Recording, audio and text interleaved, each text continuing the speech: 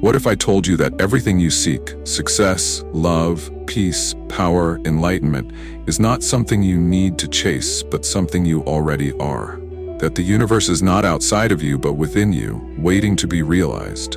This is not a New Age concept or wishful thinking. This is the very foundation of the ancient yogic science, as described by Patanjali, one of the greatest minds in human history. And today, we are diving deep into the profound insights given by Osho on Patanjali's Sutras, wisdom that has the power to alter your reality, not just intellectually, but existentially. This is not just about manifestation. This is not just about self-transformation. This is about the very essence of who you are, the mechanics of your mind, the alchemy of your being, and the divine intelligence that governs existence itself. Stay with me till the end, because what you are about to hear might change how you experience life itself. Patanjali's Yoga Sutras are not merely about achieving enlightenment. They contain the most refined, most systematic understanding of human consciousness ever recorded. Osho, in his discourses, explains that these sutras are not religious doctrines, but precise formulas that can bring about radical transformation within you. And here's the fascinating part. This transformation is not separate from manifestation. Every change in your inner world reflects in the outer world. What you radiate, you attract. What you become, you experience. Conscious manifestation is not some esoteric fantasy. It is a natural byproduct of inner evolution. Osho points out that our desires, our ambitions, our longings, whether for wealth, love, or success, are all indications of a deeper thirst within. But here's the paradox. When you chase these desires externally, they keep eluding you. Yet when you turn inward, when you elevate your consciousness, when you dissolve resistance, the very things you once chased begin flowing to you effortlessly. To truly understand manifestation, we must first understand the workings of the mind. Osho explains that the mind is not a singular entity, but a continuous flux, a movement, a river that never stops. The reason people struggle with manifestation or any form of conscious creation is because they do not realize that their mind is fragmented, chaotic, and contradictory. One moment you desire success, the next moment you doubt yourself. One day you affirm your power, the next day you drown in old patterns of self-sabotage. This is why most people fail. It is not because manifestation doesn't work. It is because they have not yet learned how to master their mind. Patanjali's method is not about forcing positivity or mindlessly repeating affirmations. It is about refining the mind itself, purifying it, training it, bringing it into a state of absolute clarity and stillness. Because only in stillness does true power arise. According to Osho, the mind is like a mirror covered in dust. The dust is your conditioning, your fears, doubts, past traumas, limiting beliefs. You see the world through this dust, and so everything appears distorted. This is where the real work begins. Not in fighting against the dust, but in simply becoming aware of it. Patanjali says, Yoga's chitta vritti nirodha. Yoga is the cessation of the fluctuations of the mind. This is one of the most powerful truths ever spoken. Because when your mind stops fluctuating, when your awareness is no longer hijacked by unconscious patterns, something miraculous happens. You begin to see reality as it is, not as you have been conditioned to believe it is. You begin to realize that you are not separate from existence. You are existence itself. And from this state, anything you intend becomes possible. Not because you are trying to manifest, but because there's no longer resistance between you and the universe.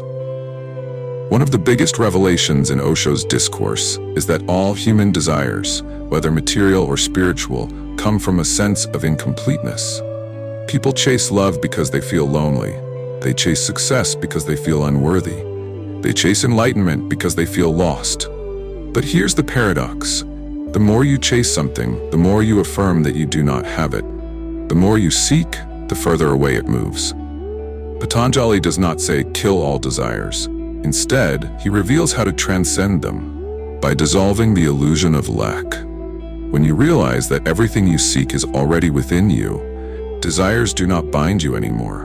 Instead, they become creative expressions of your being. This is the highest form of manifestation, not through desperation, not through force, but through effortless alignment.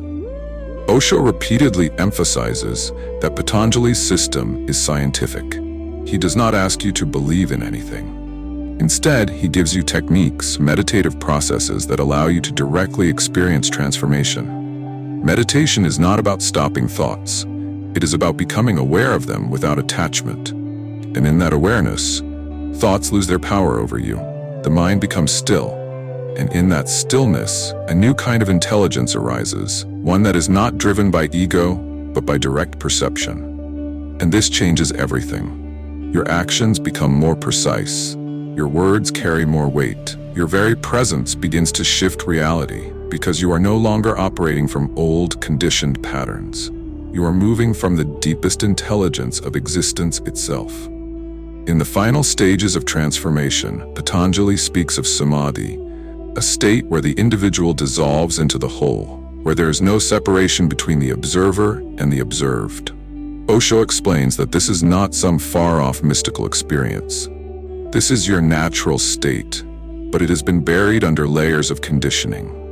When the mind is still, when you are fully present, you realize something extraordinary. You are not just a creator of reality. You are reality itself. Manifestation is not about asking for something outside of you. It is about remembering that nothing is outside of you. You are the source. You are the universe. You are the very intelligence that brings galaxies into motion. And when you move with this awareness, life becomes effortless. What you need comes to you. What is meant for you aligns. What is not meant for you dissolves.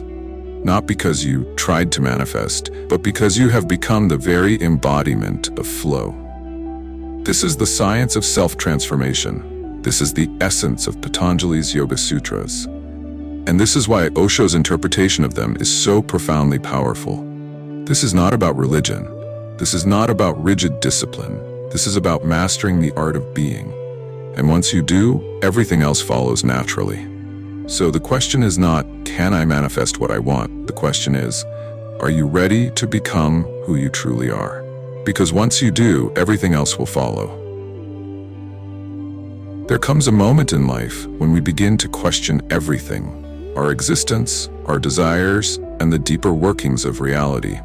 How does transformation happen? Can we truly change ourselves? And if so, how? These questions have fascinated mystics and seekers for centuries. Today, we unravel this profound mystery using the insights of the enlightened master, Osho, as he explains one of the most ancient and powerful teachings, the Yoga Sutras of Patanjali. This is not just about philosophy or theory. It is about real, tangible transformation, about breaking free from unconscious patterns and awakening the power within. Whether you are here for manifestation, esoteric wisdom, or the deeper science of self-evolution, stay with me till the end, because what you are about to hear might just change your life. Take a moment and observe your thoughts. How many of them are truly yours? You will realize something shocking. Almost all of them are borrowed. They come from your parents, your society, your education, your past experiences. They are conditioned responses, playing on repeat, shaping your reality without you even realizing it. Patanjali describes the mind as a projection machine. It does not see reality as it is. It creates a version of reality based on your internal programming. For example, two people can walk through the same garden. One sees beauty, serenity, and feels a deep connection with nature. The other sees insects, worries about the dirt on their shoes, and feels irritated. The garden is the same. The world is the same. But their minds are different. Now imagine this happening on a much larger scale. How every event, every interaction, every opportunity in your life is being filtered through the story your mind tells itself. This is why people struggle with manifestation. They do not realize that they are not creating reality consciously. They are simply experiencing the reflection of their subconscious beliefs. One of the greatest paradoxes Osho reveals is this: the more you chase something, the further it moves away. This is why most people fail at manifestation. They affirm wealth but feel lack. They visualize love but fear loneliness. They desire success but are haunted by self-doubt. What they do not understand is that their dominant energy is not their thoughts, but their state of being. If you say, "I want to be rich," you are actually affirming that you are not. If you say, "I want love," you are reinforcing the belief that you do not have it. This is where Patanjali's wisdom becomes revolutionary. He does not teach you to desire things. He teaches you how to become the kind of person who naturally attracts what they want, without effort, without struggle. Osho emphasizes that real manifestation is not about doing, it is about being. You do not need to try to manifest success. You need to become the kind of person who naturally embodies success. You do not need to try to manifest love. You need to become the kind of person whose energy naturally radiates love. This is why self-transformation is the highest form of manifestation. When you shift your inner world, the outer world automatically adjusts to match it. Imagine a flame. A flame does not try to give light, it simply is light. The moment you embody something, you no longer need to chase it. It flows to you naturally. Patanjali describes different levels of consciousness, each creating a different kind of reality. Osho breaks it down beautifully. 1. The unconscious state. Most people live here. They react automatically, without awareness. Their emotions, thoughts, and behaviors are controlled by external events. They feel powerless, believing that life is happening to them. 2. The awakening state. A shift begins. They start questioning their beliefs, observing their thoughts, realizing that they are more than their conditioning. They begin to see patterns and understand that they have the power to shape their reality. 3. The conscious creator state. At this level, they no longer react, they respond. They are in control of their mind, emotions, and energy. They understand the mechanics of the universe and consciously align with it. Life flows effortlessly. 4. The transcendental state. This is where true self-mastery happens. The illusion of separation dissolves. There is no longer you and the universe. There is only existence flowing through you. This is what Patanjali calls samadhi, a state of pure awareness where manifestation becomes instantaneous. Osho warns that most people remain trapped in their lower states of consciousness because they have never questioned their mental conditioning. For example, consider the belief, success requires struggle. How many people live by this? And because they believe it, their life reflects it. But is it true? Patanjali says no. Success is not about struggle, it is about alignment. The moment you let go of resistance, success flows effortlessly. The problem is that people do not see their own beliefs. They are like fish who do not realize they are swimming in water. This is why deep self-inquiry is essential. Ask yourself, what beliefs am I carrying that are shaping my reality? Are they truly mine, or have they been imposed on me? What if I could simply let them go and choose a new reality? One of the most misunderstood concepts in manifestation is detachment. People think detachment means giving up, but in reality, it means trusting so deeply that you no longer need to force anything. When you plant a seed, do you dig it up every day to see if it's growing? No, you trust the process. Patanjali says, if you can trust existence the way a tree trusts the sun, everything you need will come to you effortlessly.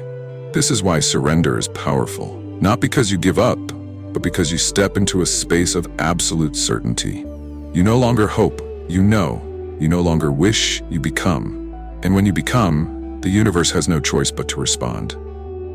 This is the essence of Patanjali's teachings, as revealed by Osho. You are not separate from the universe. You are not a victim of life. You are life itself.